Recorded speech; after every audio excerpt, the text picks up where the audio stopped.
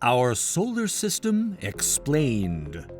Did you know there are over 500 known solar systems in the Milky Way galaxy? Ours is just one of them. In this video by Explained Earth, we will look at our solar system in detail. To keep yourself updated with exciting and interesting information, hit the subscribe button and turn on the notifications. About 4.5 billion years ago, an interstellar gas and dust cloud collapsed. It led to a solar nebula, a swirling disk of different materials colliding. You know what happened then? Our solar system came into being. The Milky Way galaxy is so big that it's literally out of one's imagination, and our solar system is a small part of it, located in the Orion star cluster. All the other solar systems that are situated inside the Milky Way galaxy do not comprise planets. About 15% only can host a planetary system. Being extremely lucky, ours is one of the 15%. It's because of our star, the Sun. All the stars can't work like this. As we all know, revolving around the Sun, we have a total of 8 planets. But we're sure you weren't aware that these planets are divided into 2 distinct categories. One is terrestrial, and the other is Jovian. They're separated based on their composition. In the terrestrial category lies Mercury, Venus, Mars, and our blue planet, the Earth. These planets are mainly made of rocky material, due to which their surfaces are solid. No rings surround these planets, and they have no or very few moons. These planets are known to be smaller than the planets of the other category. We're beginning with Mercury. It is also known for its high temperature of the Sun, and the temperature is high. It's also the smallest planet in our solar system. The orbit of Mercury is the shortest. It takes about 3 months for Mercury to complete one revolution. Next is Venus. Even though Mercury is closest to the Sun, Venus is known to be the hottest planet, with temperatures reaching up to 867 degrees Fahrenheit. This is due to the atmosphere on Venus, which is filled with carbon dioxide and extensive lava flows. Did you know a day on Venus is longer than a normal Earth year? After you think about fire, we're sure water is the next thing that crosses your mind, and next to this planet of fire is the planet of water. I hope you've guessed which planet we're talking about here already. Yes, it's none other than our house, our Earth. Because of the water system on this planet, it's the only known environment in the universe capable of sustaining life. Life has been made possible on Earth. We see the moon every night. As the Earth revolves around the Sun, the moon revolves around the Earth. It takes 365 days to complete one revolution. We're now coming to the last planet of this category, Mars. Let us tell you something shocking. Before that, take a step back and think about the time, which was 3.7 billion years before today. Are you wondering why?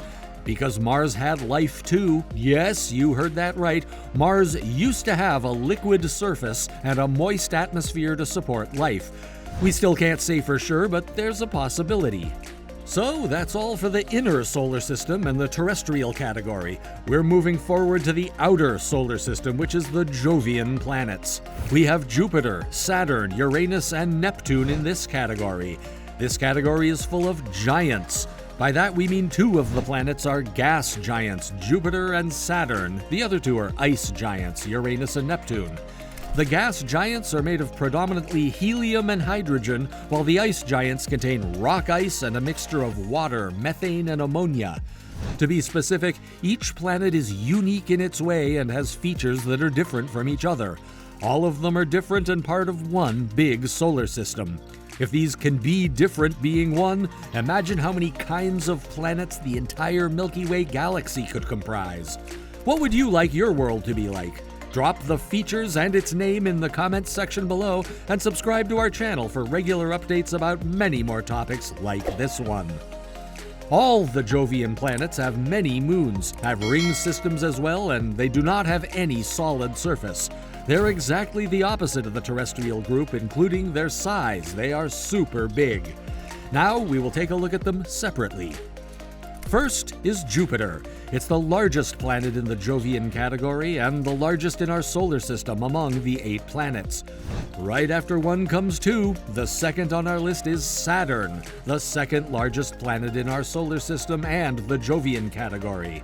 Did you know that one of Jupiter's moons has more salty water than is available on Earth? Saturn is well known for its rings, but the distance between Earth and the Moon is around 282,000 kilometers. But the thickness of the rings is about 1 kilometer only. The rings of Saturn aren't rings, but different asteroids and rocks floating beside its energy. These were our gas giants. Next, coming to the ice giants. They both are almost equal in size, but Uranus is slightly bigger. What makes Uranus super unique is that it rotates on its side. Next is Neptune. Due to its distance from the Sun, it is also the coldest planet, with temperatures at minus 353 degrees Fahrenheit, and is the outermost in our solar system.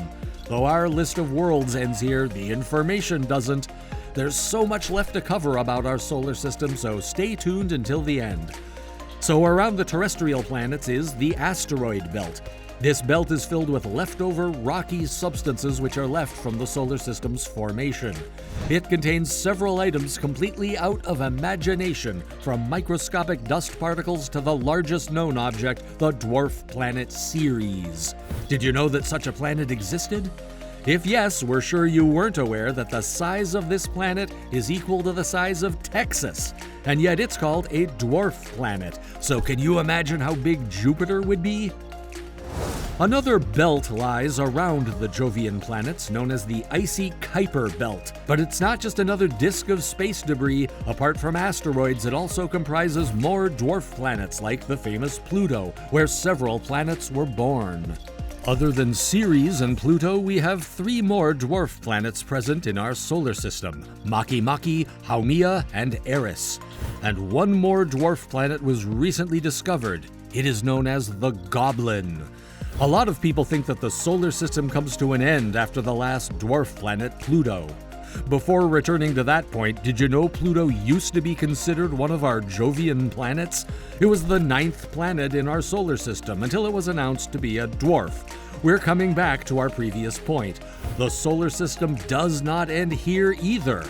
Beyond this belt is a vast spherical collection of icy debris known as the Oort cloud. This cloud is considered to be the edge of the solar system. This is because here, the gravitational forces and physical influences of the Sun end.